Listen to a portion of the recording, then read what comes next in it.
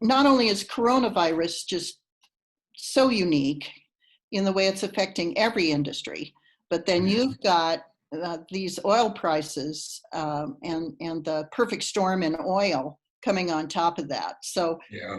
can you just give us a quick lay of the land in Wyoming with regard to oil and gas? Yeah, sure. And thanks, Cynthia, so much for the invitation to do this. Really appreciate the opportunity. It's we've been trying to get information out to folks as much as we can. I think it's important that everyone in Wyoming knows really the truth of what we're facing and steps we can take now to try to help recover when we can. But the first important thing is just knowing the truth of the situation, the actual facts on the ground.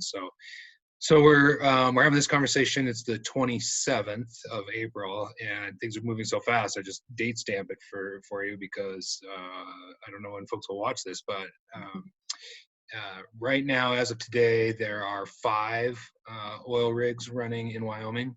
One of those is in Campbell County, and the other 4 are in Converse. That is down from 21 rigs that were operating on the 1st of March.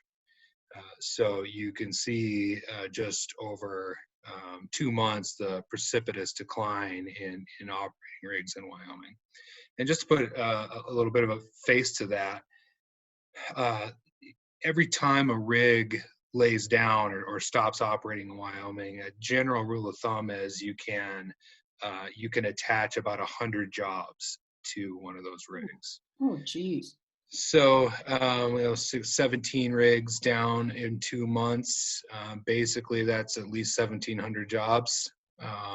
Probably more than that once you extend it out to the various other industries and consultants and that orbit around those rigs. So that's really concerning, obviously.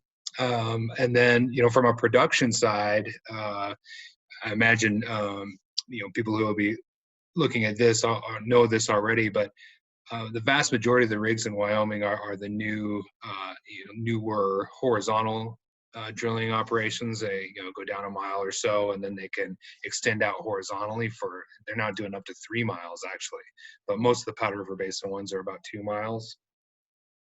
And what happens with those is they have really high production in the first year, and then it starts to tail off pretty rapidly after that. So from a revenue standpoint for the state of Wyoming, that taxes on the value of the production when it's produced, the revenue happens early, and then that tails off as well. So when you lay down rigs, you're stopping that pipeline of the high production value, which is high revenue through the state of Wyoming when that happens too. So that's pretty concerning from the state of Wyoming standpoint. And then, not to continue to pile on, but I have to pile on, is just the alarming rate at which companies with existing producing wells are shutting in those wells too.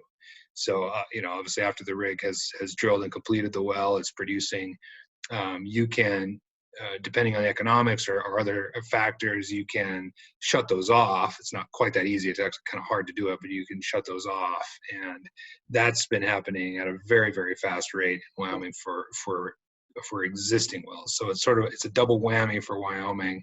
No new production, and current production is being turned off very quickly. We know that oil and gas provides just an enormous amount of revenue for the state of Wyoming and for Wyoming cities and counties. In last year, it was $1.4 billion in taxes from oil and gas. And just to put that into context, the state of Wyoming's general fund for a single year is about $1.5 billion. So obviously there's other things, schools and stuff that aren't counted there, but it's just an enormous amount of money. And if that continues to decline at this rate, it's just going to be very, very difficult to fill those gaps for Wyoming. What is the picture going forward? What are you hearing about Russia, Saudi Arabia, about um, the U.S. prognosis?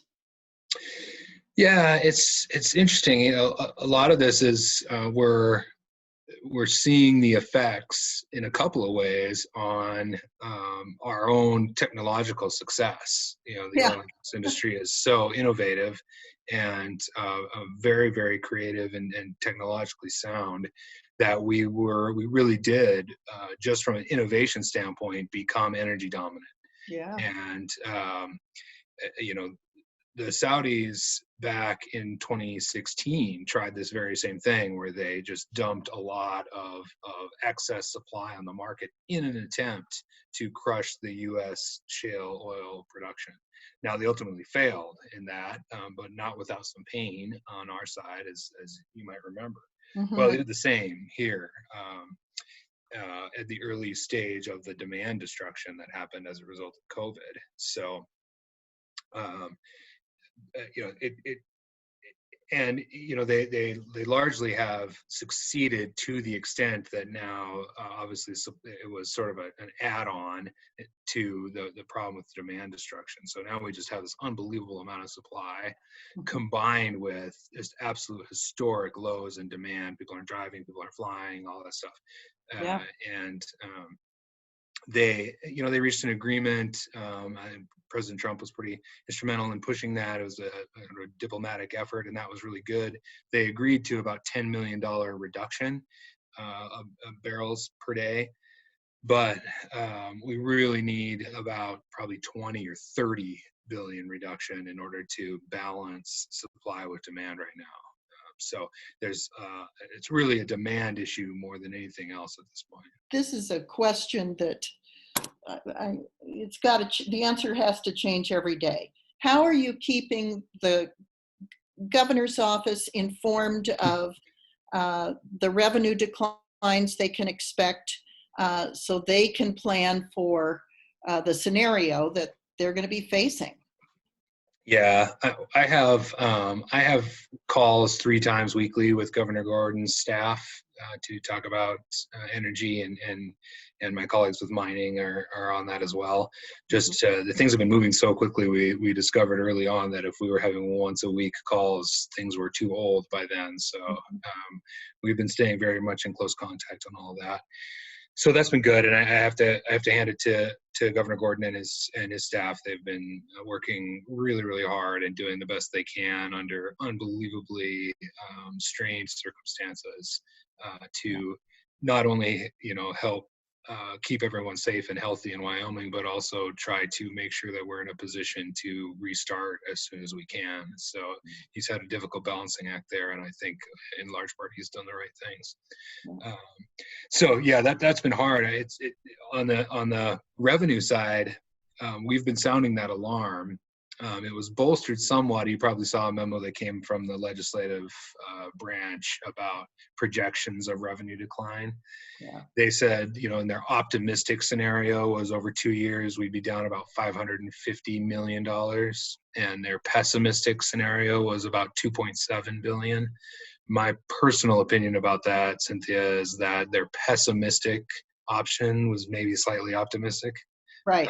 I don't see how, even if there were to be a miracle and the virus would get cured or a vaccine would happen now, given the actions in oil and gas, it's going to take us a while to come back one way or the other. Yeah. And by a while, I mean probably 2021 or so.